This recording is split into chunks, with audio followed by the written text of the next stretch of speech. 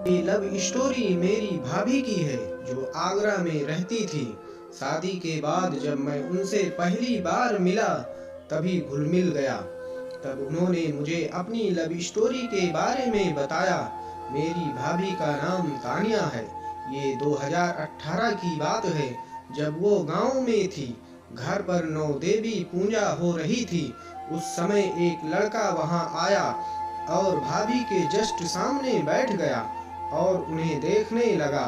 भाभी को पहले तो वो लड़का बहुत गलत लगा, फिर उसने भाभी को बहुत ज्यादा देखना शुरू कर दिया। तानिया भाभी को बहुत प्रॉब्लम होने लगी और उसे मन बहुत अनाप शनाप बोलती थी। एक दिन जैसे ही वो भाभी के पास आया, भाभी ने एक जोर का थप्पड़ उसके गाल पर जड़ दिया।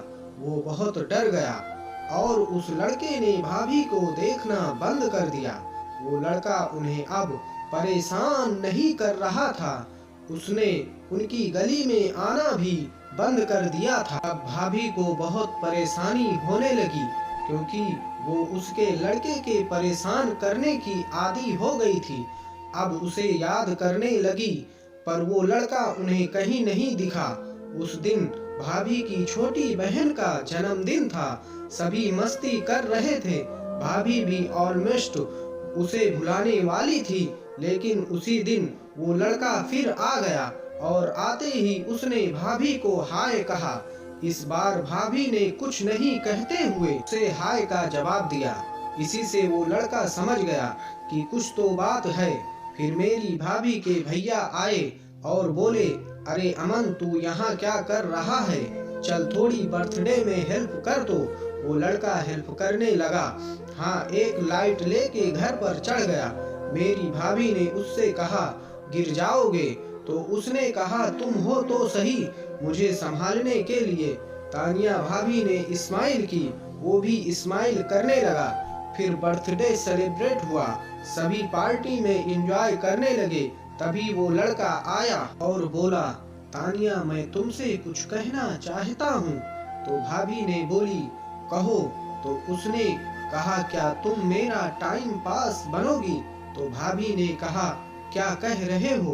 तो वो लड़का पहले डरने लगा और उसने बोल दिया, आई लव यू।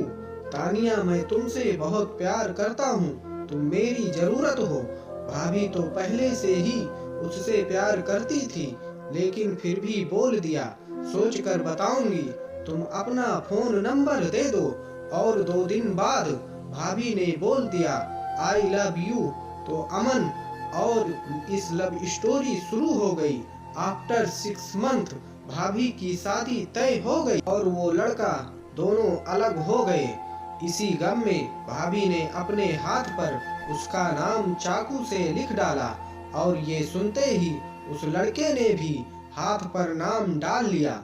शादी वाले दिन वो लड़का बहुत रोया और 3 दिन तक रोता रहा। फिर भाभी ने उसे मेरे फोन से कॉल की और कहा, तुम मेरे देवर के दोस्त बनकर मुझसे मिलो, मैं तुमसे मिलना चाहती हूँ। और वो आ गया और मौका देखकर मैंने उन दोनों को मिलाया। वो लड़का दोनों मिलते ही बहुत रोए और जो भी मन की बातें थी भी शेयर की। आखिर में लबदा एंड करने जा रहे थे। फिर मैंने कहा, जस्ट स्टॉप, मैं किसी को कुछ नहीं बताऊंगा, तुम अपना प्यार रेगुलर रखो। और आज भी वो एक दूसरे से मिलते हैं और किसी को पता भी नहीं है। कैसी लगी ये कहानी आप सब लोगों को हमें कमेंट बॉक्स में जरूर बताएं और हमारे चैनल को सब्सक्राइब करना ना भूलें। तो फिर मिलते हैं अगली एक नई कहानी के साथ। धन्यवाद।